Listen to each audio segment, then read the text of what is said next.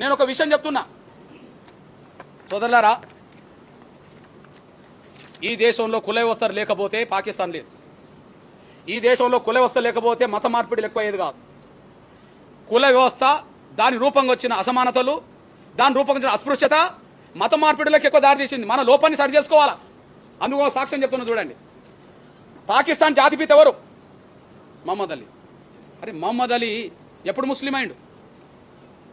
మహమ్మద్ అలీ ఎప్పుడు ముస్లిం అయిండు? మహమ్మద్ అలీ జిన్నా పూర్వీకుల చరిత్ర, జిల్లా పూర్వీకుల చరిత్ర చాలా మందికి తెలియని ఆసక్తికరమైన విషయం. ఆయన మూలాలు హిందూ ధర్మంలో ఉన్నాయి. ఆయన ఎవరిక్కడ? భారతీయుడే. హిందూ ధర్మంలో అంటే జిన్నా ఎవరు? భారతీయుడే. భారతీయుడే కానీ ఆయన ముస్లిం కాదు. భారతీయుడే కానీ ఆయన ముస్లిం కాదు.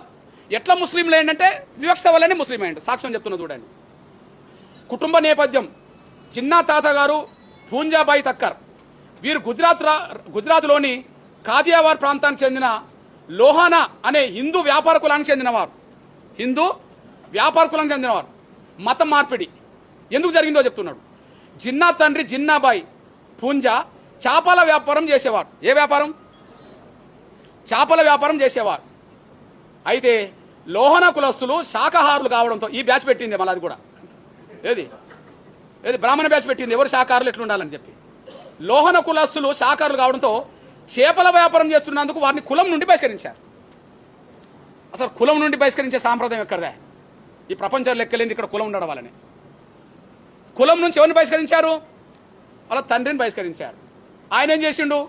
దీంతో మనస్తాపం చెందిన ఆయన కుటుంబం ఇస్లాం మతంలోకి, షియా విభాగంలోకి, శాఖలోకి మారింది. జిన్నా అనేది వారి తండ్రి పేరు. జిన్నా నుండి వచ్చింది.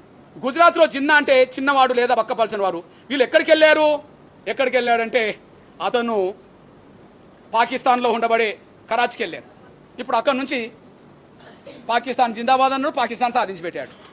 ఈడ కుల వ్యవస్థ లేకపోతే ఆయన కులం నుంచి బహిష్కరించకపోతే వాళ్ళ తండ్రి మతం మారేది కాదు. వాళ్ళు ఇప్పుడు పాకిస్తాన్ భూభాగమైన కరాచీకి వెళ్ళేవాళ్ళు కాదు. అక్కడ షియా మతంలో చేరేవాడు కాదు. ఇక్కడప్పుడే చేరాడు కదా. ఆయన పాకిస్తాన్ దేశం అనేది కావాలని కోరేవాడు కాదు.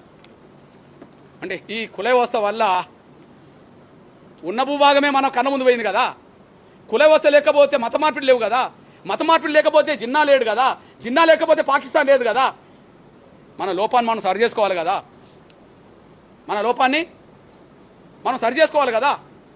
అందువల్ల స్పష్టం చేస్తున్నాం, కుల వ్యవస్థ రద్దే దీనికి పరిష్కారం.